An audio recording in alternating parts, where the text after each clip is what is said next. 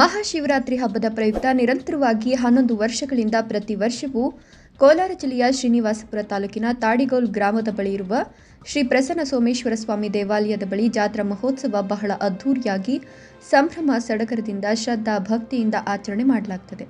ಅದೇ ನಿಟ್ಟಿನಲ್ಲಿ ಈ ವರ್ಷವೂ ಸಹ 12ನೇ ವರ್ಷದ ವಾರ್ಷಿಕೋತ್ಸವದ ಪ್ರಯುಕ್ತ ಬಹಳ ಅದ್ಧೂರಿಯಾಗಿ ಜಾತ್ರೆಯನ್ನ ಮಾಡಲಾಯಿತು. ವಿವಿಧ ಕಲಾ ತಂಡಗಳ ದೇವರ ಮೆರವಣಿಗೆಯೊಂದಿಗೆ ಶ್ರೀ ಪ್ರಸನ್ನ ಸೋಮೇಶ್ವರ ಸ್ವಾಮಿ ರಥೋತ್ಸವಕ್ಕೆ ತಾಲೂಕು ದಂಡಾಧಿಕಾರಿಗಳಾಗಿರುವ ಸುಧೀಂದ್ರ ಅವರು ಚಾಲನೆ ನೀಡಿದರು. ಬಹಳ ಅದ್ಧೂರಿಯಾಗಿ ರಥೋತ್ಸವ ನಡೆಯಿತು. ಇನ್ನು ದೇವಾಲಯದ ಆಡಳಿತ ಮಂಡಳಿಯಿಂದ ಜಾತ್ರೆಗೆ ಬರುವ ಎಲ್ಲ ಭಕ್ತಾದಿಗಳಿಗೆ ಪ್ರಸಾದ ವಿನಿಯೋಗವನ್ನು ಸಹ ಆಯೋಜನೆ ಮಾಡಿದರು. ಈ ಸಂದರ್ಭದಲ್ಲಿ ದೇವಾಲಯದ ಧರ್ಮದರ್ಶಿಗಳು ಹಾಗೂ ಪಿವಿಆರ್ ಸಿಲ್ಕ್ಸ್ ಮಾಲೀಕರು ಚಿಂತಾಮಣಿ, ಬೆಂಗಳೂರು, ಚಿಕ್ಕಪೇಟೆ ರಾಮಕೃಷ್ಣ ಮಾತನಾಡಿ, ಪ್ರತಿ ವರ್ಷ ಸುಮಾರು 12 ವರ್ಷಗಳಿಂದ ನಿರಂತರವಾಗಿ ಜಾತ್ರೆ ಮಾಡುತ್ತಿದ್ದೇವೆ. ಈ ದೇವಸ್ಥಾನಕ್ಕೆ 100 ವರ್ಷಗಳ ಇತಿಹಾಸ ಇದೆ. ಬಹಳಷ್ಟು ದಾನಿಗಳ ಸಹಾಯದೊಂದಿಗೆ ದೇವಾಲಯವನ್ನು ಅಭಿವೃದ್ಧಿ ಮಾಡಲಾಗಿದೆ ಎಂದರು. ತಾಡಿಗೋಲಲ್ಲೇ ವಾಸ ಮಾಡ್ಕೊಂಡಿದ್ವು. ಇಲ್ಲಿ ನಮ್ಮೂರು ಆಚೆ ಕಡೆ ಸೋಮೇಶ್ವರ ಸ್ವಾಮಿ ದೇವಸ್ಥಾನ ಅಂತ ಹೊಂದಿದ್ದು ಬೆಟ್ಟದ ಮೇಲೆ. ಅಲ್ಲಿ ಒಂದು 15 ಜನನೂ ಹೋಗೋಕ್ಕಾಗ್ತಾ ಇರಲಿಲ್ಲ. ಆವಾಗ ನಾವು ಬಂದು ಹಿಂಗೆ ಚಿಕ್ಕ ವಯಸ್ಸಿನಿಲ್ಲ ನಿಮ್ಮಂಥವರೆಲ್ಲ ಸೇರಿಬಿಟ್ಟು ನಾವೇನಾದರೂ ಸಹಾಯ ಮಾಡ್ತೀವಿ, ಸ್ವಲ್ಪ ಏನಾದರೂ ಅಭಿವೃದ್ಧಿ ಮಾಡಿದ್ರು. ಹಂಗೆ ಮಾಡಿ ಇವಾಗ ಬ್ರಹ್ಮ ರಥೋತ್ಸವ ನಡೀತಾ ಇದೆ. ಇದು 12ನೇ ವರ್ಷ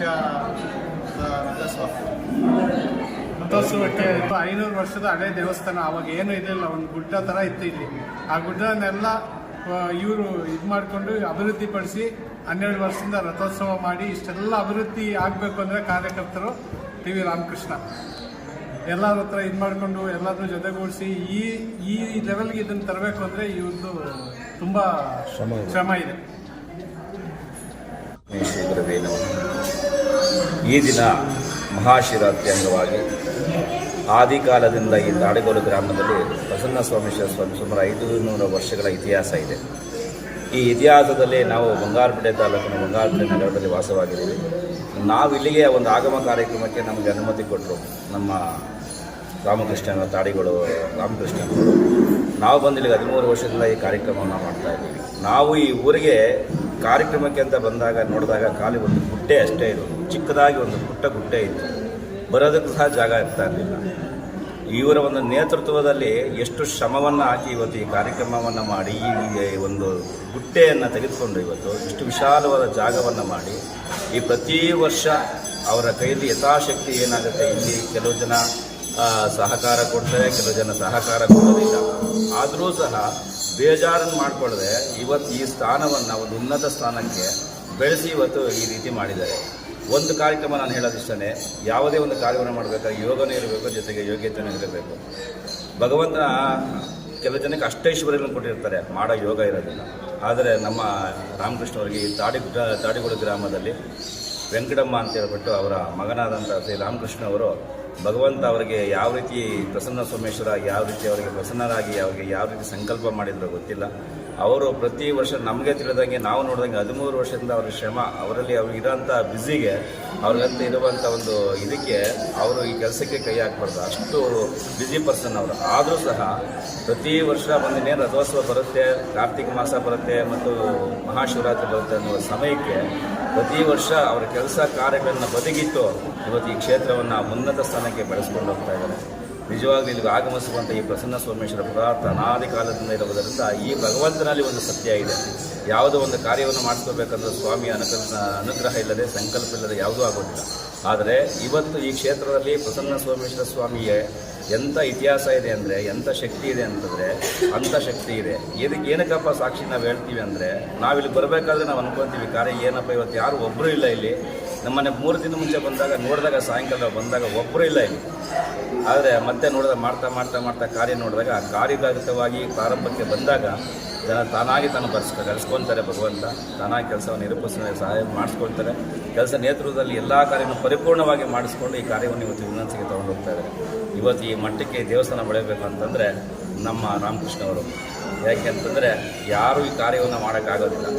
ಯಾರು ಅಕಸ್ಮಾತ್ ಇದರಲ್ಲಿ ಒಂದು ಒಳ್ಳೆಯ ಕಾರ್ಯ ಮಾಡ್ತೀವಿ ಅಂದರೆ ಅದಕ್ಕೆ ಅಣಗಿಸೋರೇ ಜಾಸ್ತಿ ಇರ್ತಾರೆ. ಯಾವುದನ್ನು ಬೇಜಾರು ಮಾಡ್ಕೊಳ್ದಂಗೆ ಅವರು ಇವತ್ತು ಈ ದೇವಸ್ಥಾನಕ್ಕೆ ಮಾಡಿರುವಂಥ ಖರ್ಚು ವೆಚ್ಚಗಳನ್ನ ಲೆಕ್ಕಿಸ್ಕೊಂಡ್ರೆ ಅವರೆಲ್ಲೋ ಹೋಗ್ಬೋದಾಗಿತ್ತು. ಅವ್ರು ಯಾವುದನ್ನು ಲೆಕ್ಕಿಸದೆ ದೇವಸ್ಥಾನ ಜೀರ್ಣೋದ್ಧಾರ, ನಮ್ಮೂರಲ್ಲಿ ನಮ್ಮ ದೇವಸ್ಥಾನ ಬೆಳೆಯಬೇಕು ಅನ್ನೋ ಒಂದು ಸಂಕಲ್ಪ ಮಾಡಿ ಇವತ್ತು ಈ ಮಟ್ಟಕ್ಕೆ ತಂದಿದ್ದಾರೆ.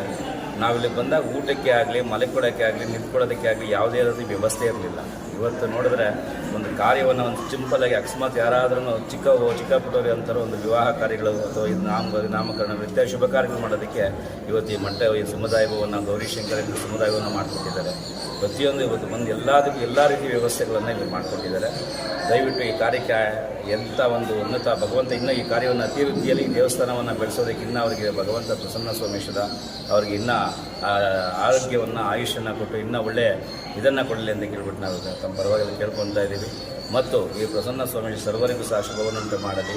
ಆ ಭಗವಂತ ಇನ್ನೂ ದಿನೇ ಈ ಕ್ಷೇತ್ರ ಅಭಿವೃದ್ಧಿಯನ್ನು ಹೊಂದಲಿ ಅಂತ ಕೇಳಿಬಿಟ್ಟು ಈ 4 ಮಾತುಗಳನ್ನು ಮುಗಿಸ್ತಾ ಇದ್ದೀನಿ.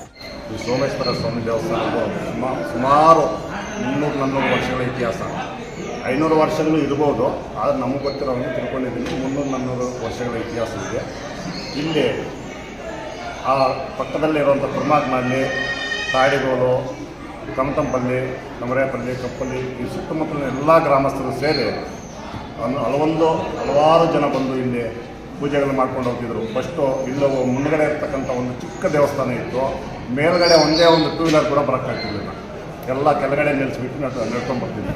ಈಗ ಇಷ್ಟೊಂದು ವಿಶಾಲವಾದ ಜಾಗ ಇದೆ ಅಂದರೆ ಅದಕ್ಕೆ ರಾಮರವರ ಮುಂದಾಳತ್ವದಿಂದ ಈ ಒಂದು ಕಾರ್ಯ ನಡೆದಿದೆ. ಮತ್ತು ಈ ಕಡೆಯಿಂದ ಕುರ್ಮಾಕ್ನಲ್ಲಿ ಹೋಗೋದಕ್ಕೆ ಆಗಿನ ಕಾಲದಲ್ಲಿ ತುಂಬ ಕಪ್ಪಿತ್ತು, ಹೋಗಿ ಬರುವಾಗ ಎಲ್ಲ ಕಲ್ಲರು ಅವರು ಇದ್ದರು. ಅದಕ್ಕೋಸ್ಕರ ಆಗಿನ ಕಾಲದಲ್ಲಿ ಮತ್ತು ಇಲ್ಲಿ ಕೆರೆಕಟ್ಟೆ ಇದೆಯಲ್ಲ, ಇದು ಒಡೆದೋಗ್ತಾ ಇತ್ತು. ಆ ಸಮಯದಲ್ಲಿ ಇಲ್ಲೊಂದು ದೇವಸ್ಥಾನ ಇರಬೇಕು ಅಂತೇಳಿ ಹಳಬರು ನಮ್ಗೆ ಇಲ್ಲೊಂದು ದೇವಸ್ಥಾನ ನಿರ್ಮಾಣ ಮಾಡಿದ್ರು. ಅದನ್ನೇ ಈಗ ರಾಮರವರ ಮುಂದಾಳತ್ವದಿಂದ ಅಭಿವೃದ್ಧಿ ಮಾಡ್ತಾಯಿದ್ದಾರೆ. ಅದೇ ರೀತಿ ಮುಂದುವರಿಯಲಿ ಅಂತೇಳಿ ನಾನು ಮಾತನಾಡ್ತೀನಿ.